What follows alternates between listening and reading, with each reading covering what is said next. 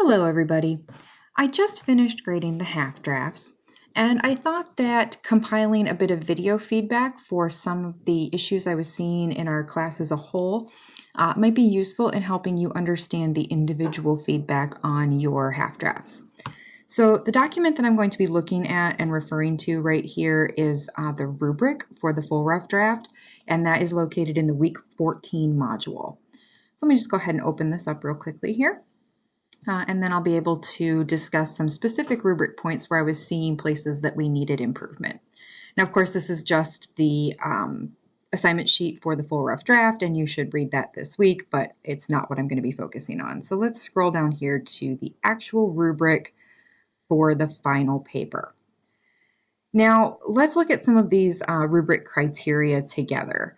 One of the biggest areas where I saw problems in our class was with well-developed and supported thesis statements. Now, the whole paper is going to kind of fall apart without a strong thesis. And what I was seeing in drafts was either thesis statements that were still not developed, or the thesis statement from your outline that was developed and well supported was completely missing. So what happens there is that we lose a lot of focus. We are not being able to set up a discussion where we're thinking critically, and the wheels kind of just come off the whole paper. So if you got a comment about your thesis statement, I would really think about the thesis statement in general. Are you making a point? Do you have a goal? There has to be something that you're adding to the ongoing conversation. And when you don't have a strong thesis statement that makes a point or has a goal, your paper becomes a sort of middle school level research paper where you're just reporting the ideas of other people. You're repeating other people's ideas and not promoting or adding your own thoughts. So if you are lacking in a thesis statement or needing to improve your thesis statement, those are some questions and some points to think about. I did also see a lot of issues with depth and development in our papers. And again, this comes into play with a thesis statement. If you don't have a strong thesis statement, you're not going to be able to develop a conversation that's really diving into your problem or issue. So one of the areas where I saw a lot of opportunities for us to add development and depth to our papers was simply in discussing our points and how we arrived at our points. Again, if we don't do that, if we're just giving a list of points or list of ideas, even if we're using sources, we're not really writing a positioned research paper. We're, again, sort of writing a middle school or a high school level research paper. So much like you did in ENG 111, you need to be discussing how you arrived at these points and using your sources to create a conversation rather than just using them to illustrate your ideas or your points. So try to think about some of these questions here. How did you arrive at your point?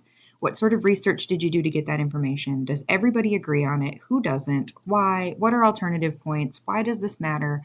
Create a conversation, and that will help add depth and development to your papers. But again, if you're really lacking a very strong thesis, your paper is not going to have a lot of development or depth. So it may be that you need to go back and rethink a thesis statement before you're able to add any depth or development into your paper. Audience awareness was an issue with a lot of the half drafts that I read. Remember, you are writing for an audience of those in your field. You're not writing for your peers, you're not writing for me. You're writing for people already working and educated in your field. So you want to avoid basic definitions, you want to avoid any simplistic background information, and you really want to dive in and try to match the tone, style, and writing of those working in your field so that you're developing a complex paper that's appropriate for your audience. A good way to make sure that you're doing this is to look at some of your sources and see how they write. See what they avoid doing. Do they give basic definitions, or do they assume that people working in the field are going to have a pretty good understanding of the jargon and the concepts discussed in that field? Once you've done that, you can use those sources as sort of a model or a template for your own paper and how it should be written. So if you haven't really taken a look at your papers and how they frame their discussion and how they write, you're going to want to go ahead and take some time doing that. Last but not least, I did see some issues down here with documentation style. I saw a lot of people who were not using direct quotations from their sources, and that is going to really simplify your discussion. If you are not incorporating direct quotations from your sources, I would really strongly recommend going back and doing that in most places and leaving summaries and paraphrases as something that you only use very sparingly, if at all. Secondly, I did see some papers that did not use any academic sources or were using sources that are not academic. Websites, newspapers, publications that aren't peer reviewed, these are not considered academic sources and they can't be used in this paper. One of the reasons that we spent the first part of the semester learning how to use the library databases and how to locate academic articles in scholarly journals is because those are the sources you should be using for this paper. So if you got a comment about not having academic sources, you're going to need to go back into the library's databases and find some peer-reviewed academic articles that you can use as sources for the paper. You may notice on your half draft that on your references or works cited page, there are little numbers next to some of your sources. That was basically for my knowledge, but also to help you. I counted sources that were considered academic and met that requirement of 6 sources that are a minimum of 10 full pages.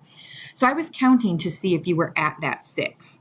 If you're not at that 6, you really need to go back and make sure that you find at least 6 sources that are a minimum of 10 full pages.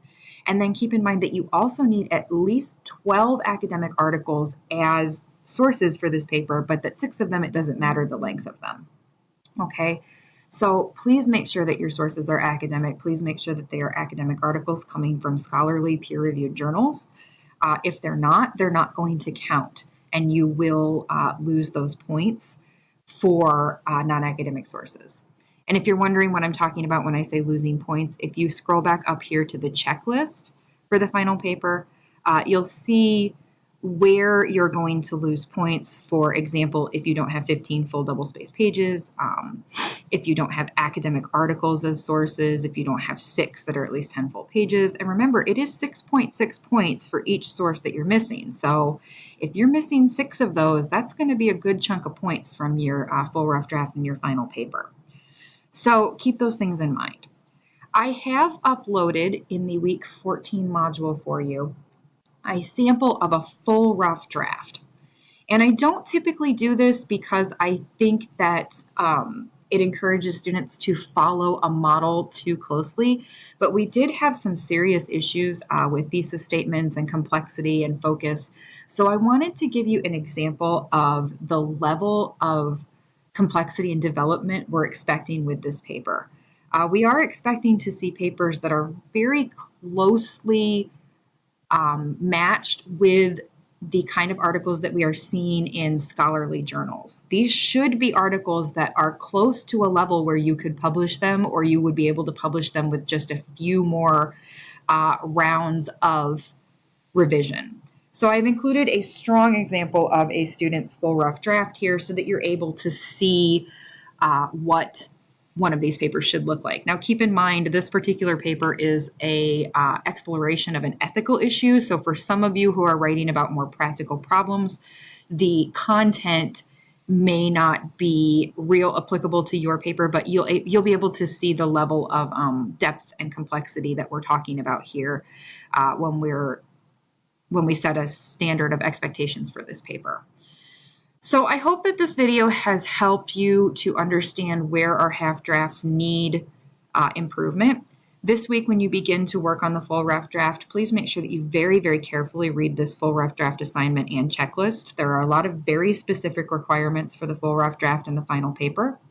And I want you to make sure that you create as strong and complete a full rough draft as possible, so that you don't lose any points and so that you don't have major overhaul and revisions to do during the last week of the course. I know that many of you will be busy with final exams and final projects for other courses, and I don't want you having to completely overhaul this paper. So please take a lot of care and consideration when you compose your full rough drafts this week.